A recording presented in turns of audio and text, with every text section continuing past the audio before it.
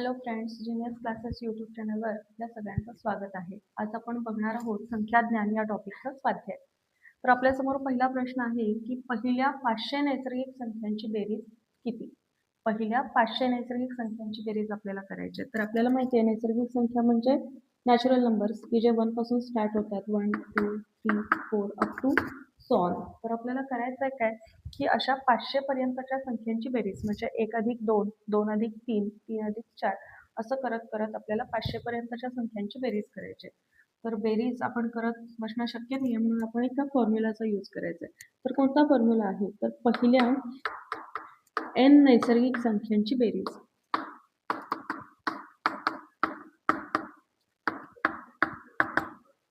पहिल्या n नैसर्गिक संख्यांची बेरीज.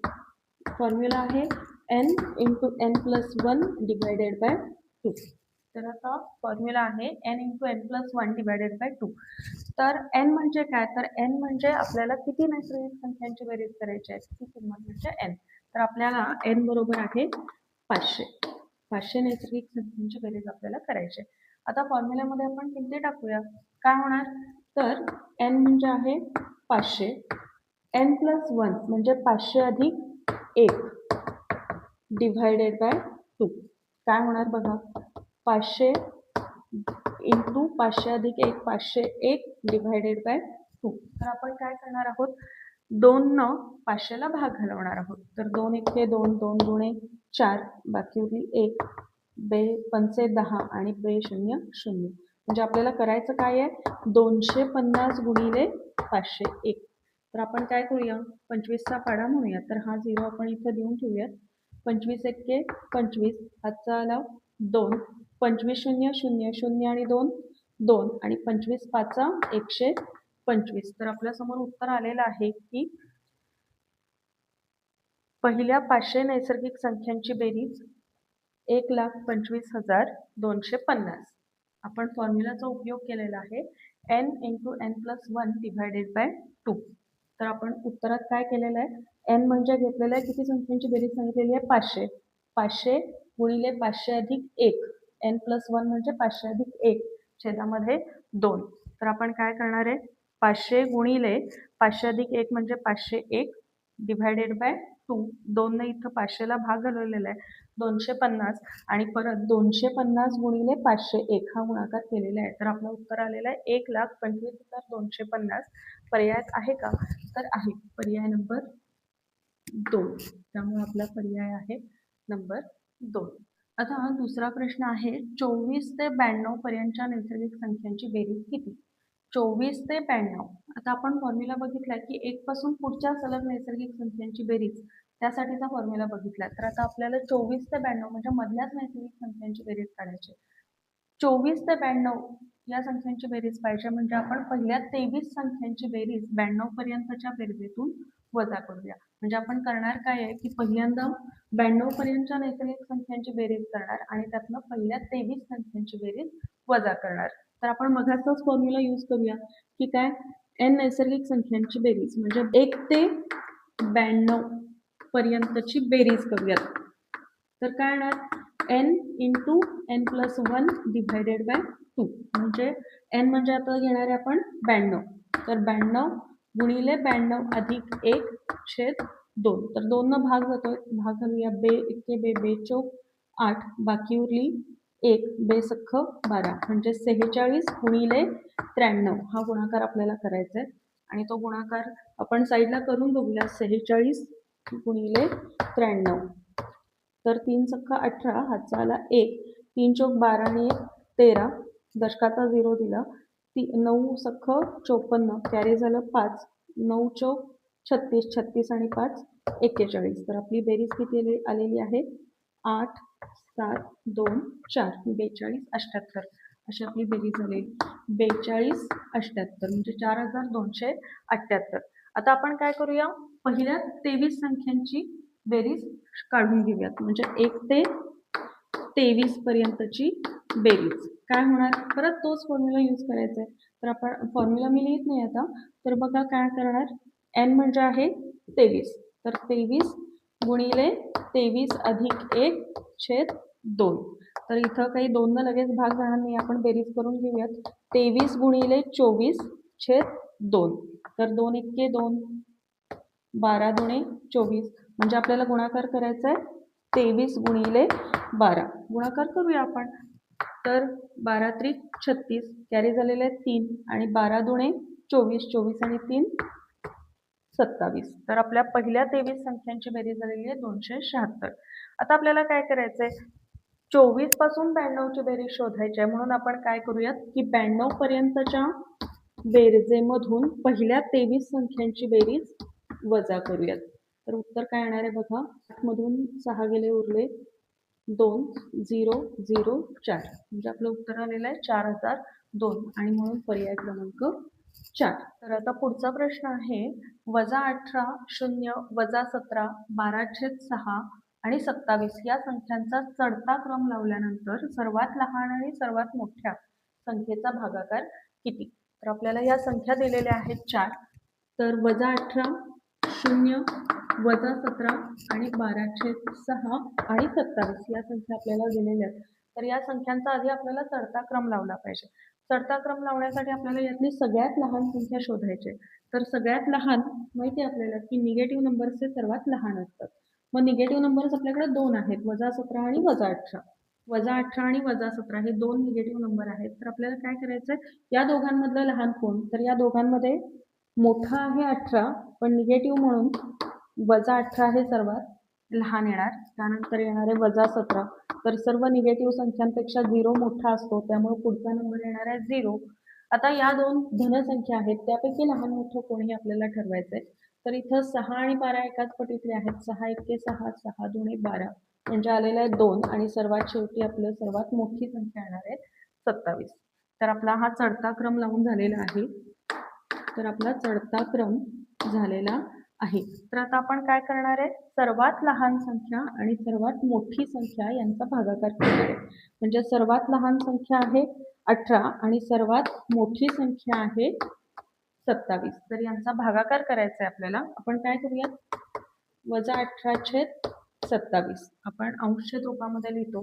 तर हा भागाकार असा येणार की पहिल्या संख्येला दुसऱ्या संख्येनं भागताना आपण पहिली संख्या अंशात लिहितो आणि दुसरी संख्या छेदात लिहितो. तर यानुसार आपण काय करणार, तर दोघंही कोणत्या पटीत आहेत, तर दोघंही एकाच पटीतले नंबर्स आहेत का ते बघणार आहेत. तर काय की 18 आणि 27 हे दोघंही 9च्या पटीतले आहेत, 9च्या पटीतले आहेत. 9 दुणे 18 आणि 9 त्रिक 27. तर आपलं उत्तर आलेलं आहे 2/3, आणि उत्तराला निगेटिव्ह साईन, कारण आपलं भागाकारामध्ये एक संख्या पॉझिटिव्ह आणि एक संख्या निगेटिव्ह असेल तर आपलं उत्तर निगेटिव्ह नंबर येणार आहे. आपलं उत्तर आलेलं आहे पर्याय क्रमांक 2, -2/3. तर आपल्याला चढता क्रम संख्यांचा आधी लावून घ्यायचा होता. तर चढत्या क्रमामध्ये ऋण संख्या सर्वात लहान असणार आहेत, आणि ऋण संख्यांमध्ये सर्वात लहान शोधताना आपण काय करणार की चिन्हाशिवाय जी संख्या मोठी असेल ती सर्वात लहान संख्या असणार आहे. 0 हा सर्व निगेटिव्ह संख्यांपेक्षा मोठा असणार आहे आणि त्यापेक्षा मोठ्या धनसंख्या असणार आहेत. त्यामुळे आपण सर्वात लहान 18 आणि सर्वात मोठी 27 यांचा भागाकार केलेला आहे. भागाकारामध्ये दोन्ही संख्या एकाच पटीतल्या आहेत. भाग घालवला आणि आपलं उत्तर आलेलं आहे 2/3. आणि चिन्हांच्या बाबतीत म्हणाल तर भागाकार करताना 2 संख्यांपैकी एक संख्या निगेटिव्ह असेल तर उत्तर निगेटिव्ह. आता प्रश्न आहे की -3/5 या संख्येशी समान असणारी संख्या खालीलपैकी कोणती. तर -3/5 या संख्येशी समान असणारी संख्या म्हणजेच आपण सममूल्य अंक, सममूल्य अपूर्णांक असं म्हणू शकतो. तर -3/5 या अपूर्णांकाशी सममूल्य अपूर्णांक आपल्याला या पर्यायातून शोधायचे आहेत. तर आपण पर्यायानुसार जाऊयात की -3/5 ह्या संख्येला एकाच संख्येनं मल्टिप्लाय केल्यानंतर जे अंक जो पर्याय मिळेल तो पर्याय आपल्याला उत्तर म्हणून घ्यायचं आहे. तर आता इथं बघायला गेलं तर -3/5 या दोघांनाही 3 ला कितीनं गुणल्यानंतर 12 येणार आहेत, तर 4 ने. मग आपण छेदात सुद्धा 4 ने गुणून घेऊयात. तर 3 चोक -12 आणि 5 चोक 20.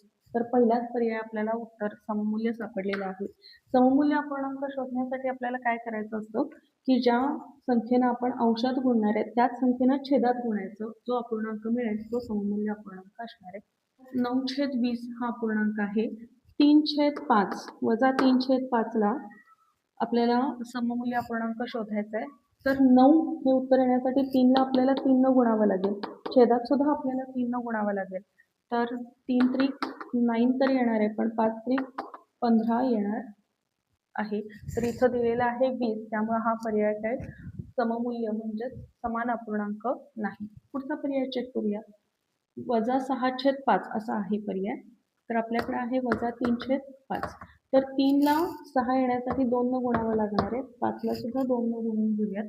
तर काय होणार 2×3=6, पण 5 दुणे 10, 10 यायला पाहिजे होतं. इथे दिलेलं आहे 5, त्यामुळे हा अपूर्णांक उत्तर नाही. आणि पुढचा पर्याय आहे वजा 3/5. तर आपल्याकडे आहे वजा 3/5. वजा 3चं वजा 3 उत्तर येण्यासाठी 1 न मल्टिप्लाय करावं लागणार आहे, 1 न गुणावं लागणार आहे. 5 ला सुद्धा 1 न गुणूया. तर वजा 3/5 पर्याय आपला आलेल्या उत्तराप्रमाणे आहे. त्यामुळं पर्याय क्रमांक 1 आणि पर्याय क्रमांक 4 ह्या वजा 3/5 शी सममूल्य असणाऱ्या समान असणाऱ्या संख्या आहेत. पुढचा प्रश्न आहे खालील परिमेय संख्यांमधून पूर्णांक संख्येचा पर्याय निवडा.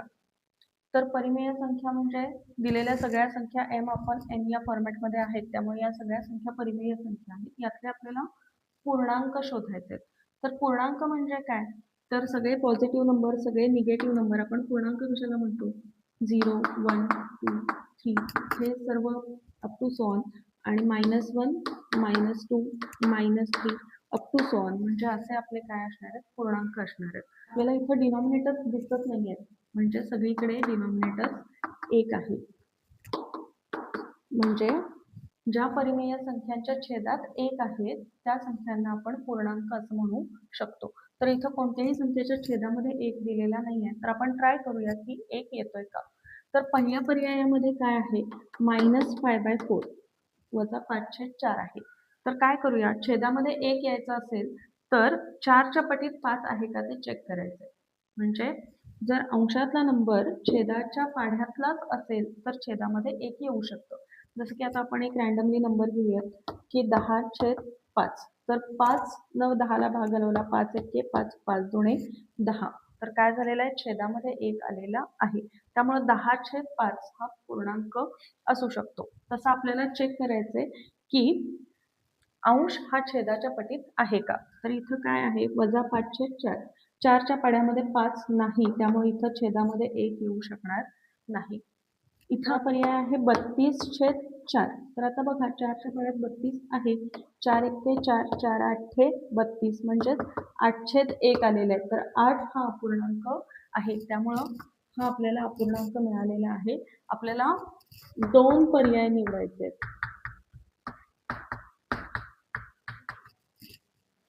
तर 32/4 ही संख्या ही परिमेय संख्या पूर्णांक आहे.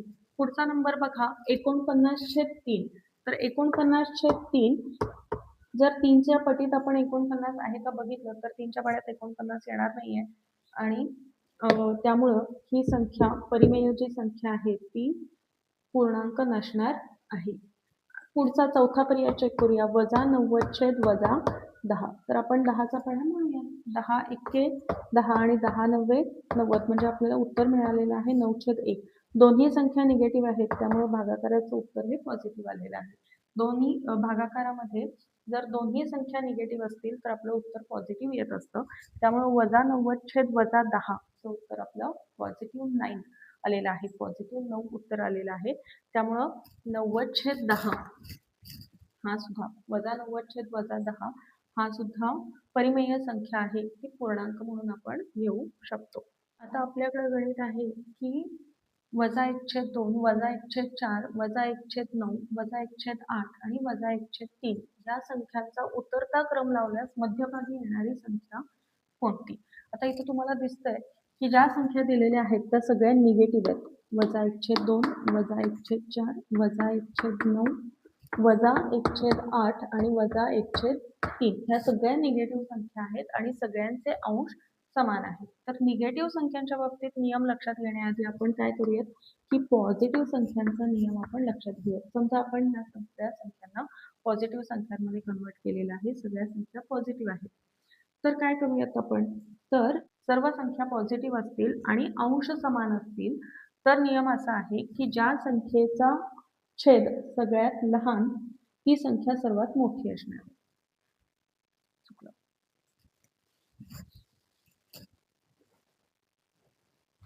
तर इथं आपल्याला संख्या दिलेल्या आहेत -1/2, -1/4, -1/9, -1/8 आणि -1/3. तर इथं सगळ्या संख्या निगेटिव्ह आहेत आणि आपल्याला यांचा उतरता क्रम लावायचा आहे. सगळ्यांचे अंश समान आहेत. तर नियम लक्षात घेण्यासाठी आपण तात्पुरता असं समज करूयात की ह्या सर्व संख्या पॉझिटिव्ह आहेत. तर पॉझिटिव्ह संख्या असतील आणि अंश समान असतील तर नियम काय आहे की पॉझिटिव्ह संख्यांमध्ये जर अंश समान असेल तर ज्या संख्येचा छेद सर्वात लहान ती संख्या सर्वात मोठी.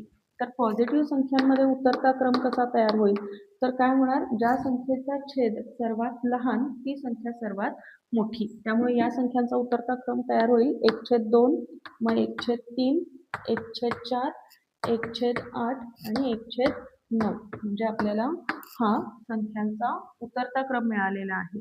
ज्या संख्यांचा छेद सर्वात लहान तो अपूर्णांक सगळ्यात मोठा असा अंश समान असतानाचा नियम आहे. आता हेच जर आपल्याकडे निगेटिव्ह नंबर्स आहेत, सगळे आपल्याला प्रश्नामध्ये सगळे निगेटिव्ह नंबर दिलेत, तर उतरता क्रम लक्षात घेण्यासाठी आपण काय करूयात पुन्हा की निगेटिव्ह नंबर्समध्ये जी संख्या मोठी, जी पॉझिटिव्ह संख्या सगळ्यात मोठी, निगेटिव्ह मध्ये ती सगळ्यात लहान असते. म्हणजे इथं पॉझिटिव्ह मध्ये 1/9 सगळ्यात मोठं दिसतंय, पण 1/9 निगेटिव्ह असेल तर ते सगळ्यात लहान असणार आहे. मग 1/8, मग -1/4, -1/3 आणि मग -1/2. म्हणजे उतरत्या क्रमामध्ये आपल्याला असं दिसतंय की -1/9 हा सगळ्यात लहान नंबर आहे, तर -1/2 हा सगळ्यात मोठा नंबर आहे. तर आपल्याला मध्यभागी येणारी संख्या विचारलेली आहे. तर मध्यभागी आपलं -1/4 ही संख्या आलेली असल्यामुळं पर्याय क्रमांक 4 हे आपलं उत्तर असणार आहे. तर आता आपल्या समोर गणित आहे की सर्वात लहान पूर्ण संख्या व सर्वात मोठी ऋण समसंख्या यांची बेरीज किती. तर आपल्याला काय करायचंय, सर्वात लहान पूर्ण संख्या. तर आपण पूर्ण संख्या कोणाला म्हणतो, तर पूर्ण संख्या म्हणजे ज्या संख्या 0 पासून सुरू होतात, 0, 1, 2, 3 अप टू सो ऑन. तर सर्वात लहान पूर्ण संख्या आपल्याला 0 मिळालेली आहे आणि सर्वात मोठी ऋण समसंख्या. तर आता आपल्याला ऋण संख्या ज्या आहेत त्या आधी शोधाव्या लागतील. तर ऋण संख्या म्हणजे कोण, -1, -2, -3. तर आता अप टू सो ऑन ह्या संख्या आपल्या ऋण संख्या असणार आहेत. तर सर्वात मोठी ऋण संख्या, तर ऋण संख्यांमध्ये आपल्याला माहिती आहे की जसं आपण पुढे जातो तर तसं संख्या लहान होत जाणार आहेत, निगेटिव्ह संख्या लहान होत जातात. त्यामुळं सर्वात मोठी निगेटिव्ह संख्या म्हटलं तर 1 आहे, पण आपल्याला समसंख्या पाहिजे. त्यामुळे सर्वात मोठी समसंख्या ऋण समसंख्या मिळणार आहे -2. तर आपल्याला काय करायचंय, 0 अधिक -2 यांची बेरीज करायची. 0 आणि -2 यांची बेरीज करायची. तर आपण काय करूयात, 0 अधिक -2. तर आपण बघूयात की 0 आहे तसं लिहायचंय. शेजारी आलेली 2 चिन्ह आपण बघणार आहोत.